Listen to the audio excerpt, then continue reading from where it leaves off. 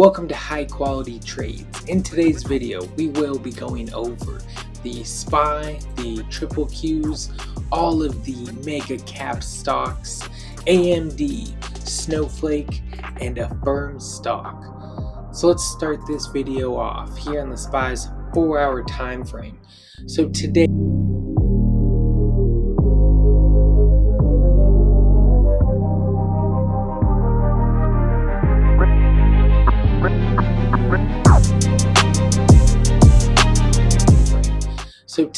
is February 3rd, and the most recent close of the SPY was 597.77. Today it reached a high of 629 and a low of 590.49. It was negative 0.67% on the day. Alright guys, so what is the SPY currently doing? So today it actually looks like we gapped down towards our lower weekly expected move. But it looks like at this level, the bulls were able to step in and then push price back up. And then we ended up filling our down gap today, and with after hours trading, we've actually broken back above the 599 resistance level, and we've gone and tested the 602 resistance level. If the SPY is able to get above 602, then it's possible that we head back up towards the 609 level. Our upper weekly expected move is up here at 612. So we still have some room to run if the SPY is going to continue higher. But let's say the bulls aren't able to get above 602 tomorrow, and then we fall back down. We'll have support at the 599 level, but if that can't hold, we'll head back down towards 595. Now, to get a better idea of where the market's headed, let's drop down into the 15-minute time frame, then go over the 200 period moving average. So currently we are below the moving average, and it's usually underneath this level that the bears take control. So unless the SPY is able to get back above the 200 here, I would be looking for the bears to step in and then push price lower, maybe back down towards the 595 support level. I am noticing some bearish divergence here with just some matching highs on the RSI, while the SPY has been making higher highs. This is a bearish signal for price to fall come tomorrow, but we'll have to wait and see how this plays out. Alright, that's going to be it for the SPY. Let's move on to the triple Qs, and we'll start on the 4-hour time frame. So just like SPY, we gapped down today, but the bulls were able to step in quickly in the morning and we headed back up. We did feel the entirety of our down gap, and in after hours trading, we've broken above the 520 resistance level. So if the bulls are able to hold this level, it's possible that we'll head up towards the 526 level. And if we manage to get above that, we could try to head up towards the next resistance level of 531. Our upper weekly expected move is up here at 535, and then we've already tagged our lower weekly expected move, but that's here at 509. Now, to get a better idea of where the market's headed, let's go down into the 15-minute time frame. Check out our 200 period moving average. So just like SPY, we are below the moving average, but it is moving sideways. So it's kind of in a neutral state. If the bears are able to step in and break below the 520 level, then we'll head back down towards 516. But if the bulls are able to get above the 200 here, it's more likely we'll head up towards the 526 level. Then the longer we remain above the 200, the more it'll start to curl up and then start supporting the buyers again. We do have that same bearish divergence on the RSI, with these highs just not matching. While price was making higher highs, the RSI kind of remained the same. So it is some bearish divergence and may result in a drop in the market tomorrow, but we'll just have to wait and see. Alright, that's going to be it for the triple Qs. Let's head on to Apple. will remain on the 4-hour time frame from here on out. Apple gapped down and found support here at 226. If we are able to hold this level and the bulls step in, I would say that Apple will head up towards the 237 level. And if we're able to get above that, we can try to go up towards the 240 level. I'm noticing some bullish divergence between the lows here.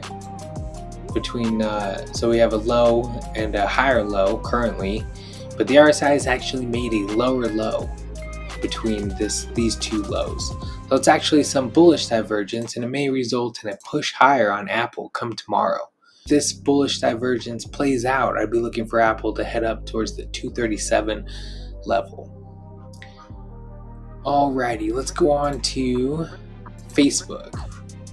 Facebook actually is continuing to remain above the upper descending trend line of this rising wedge. So it is currently bullish, and I'm looking for Meta to head up towards the 719 level. So if the bears step in here on Meta come tomorrow or the next day, I'd be looking for this upward trend line to hold as support, and then we possibly head back up towards the 719 level. But say we break below and then back into this rising wedge pattern, I'd be looking for this 638 level to then hold as support. Alrighty, that's it for Meta. Let's go on to Amazon. Well, Amazon gapped down today, but then we found support at the 229 level. Buyers definitely stepped up here. We headed up towards our next resistance level and broke it at the 235 level.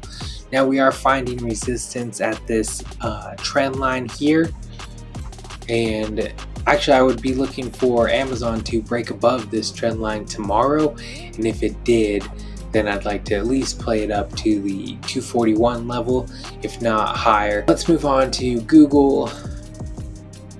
Now Google here has broken above the resistance of 222, and then we're trying to get back above the previous highs from Friday right here.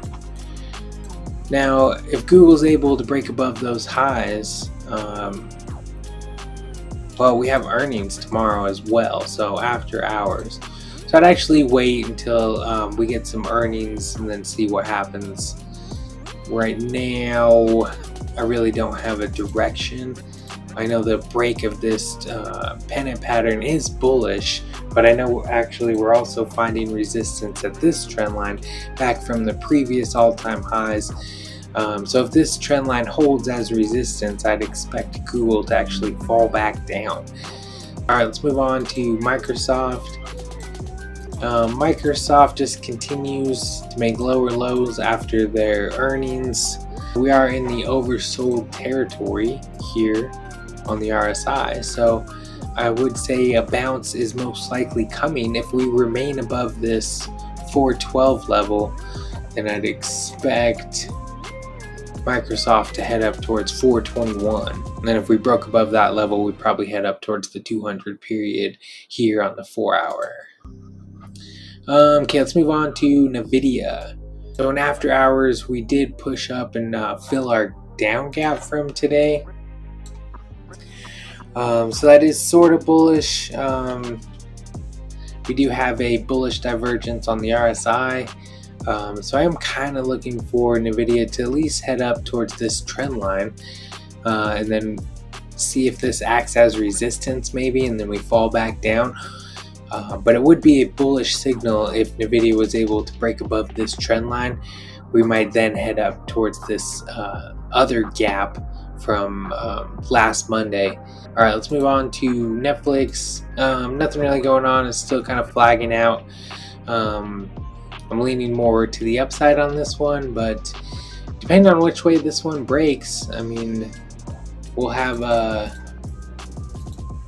this distance to travel at least. So if we break to the downside, we'll head down towards the 200 on the 4-hour. But if we break to the upside tomorrow or the next day, we could look for 1048 to get hit.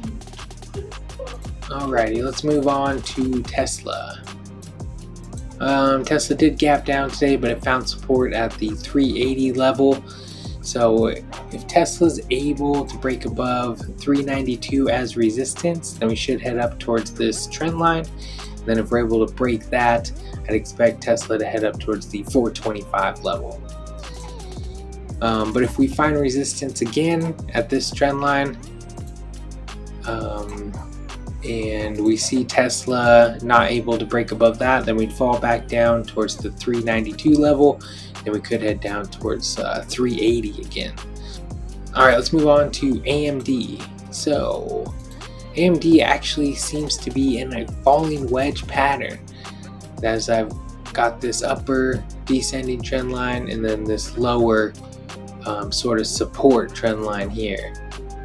If AMD beats on their earnings, I would expect us to break out of this falling wedge, and then a full measured move of this falling wedge actually puts AMD all the way up towards the 144 level, which would be extremely bullish if they come out with some good news, but I'm a little weary on whether they're going to beat on this earnings. AMD has been in a downtrend for quite some time, and I have actually put it in a descending price channel here, that if AMD can't beat on their earnings, I would say they'll fall down towards the lower level of this falling price channel. So either one, very possible. We'll just have to wait and see. Let's see, is it after hours tomorrow? Yes. So definitely get maybe some fireworks here on AMD tomorrow. Let's move on to Snowflake. So Snowflake here looks to me like it's forming a cup and handle pattern, and it may have just broken out with after hours trading, but we do have some bearish divergence, so I don't know. Well, it's not confirmed bearish divergence yet. If we end up taking out these highs, then I would expect this cup and handle pattern. So we got this handle, so this is the handle, and this would be the opening of the cup. So if we do break to the upside, like it seems to be doing, a full measured move of the cup would put us towards the 217 level. So that's pretty bullish here on Snowflake if we can if the bulls are able to step up here and push price higher. This would work both ways. So if this is a fake out and then we fall lower, I mean, it's possible that Snowflake would then fall down towards the 135 level. So we'll just wait and see on this one. Let's go on to AFRM. So this one I am leaning more bullish on, but we need to break above this trend line. So AFRM has earnings on Thursday, but if I see it breaking above this trend line, I would definitely be leaning bullish here on AFRM and expect prices to reach upwards of the $73 level in the coming days here with their earnings release. Okay guys, that's going to be it for this video. Thanks for watching High Quality Trades. Don't forget to like and subscribe. I'd appreciate that greatly. Alright, see you guys.